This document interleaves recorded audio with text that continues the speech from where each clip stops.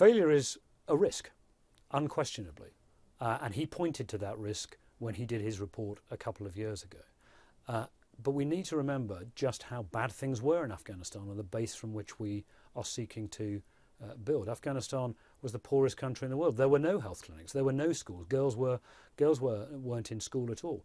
Regularly, if there was a drought in Afghanistan, there were famines in large parts of the country. Many of those weren't reported because there wasn't the infrastructure to get there, let alone to deliver food aid to those areas. Afghanistan's facing a drought this year, and we're in good shape to be able to prevent that having those dreadful humanitarian consequences there were in the past. But there's a risk to our national security right now, and there will continue to be a risk. There's a risk to our national security from Pakistan.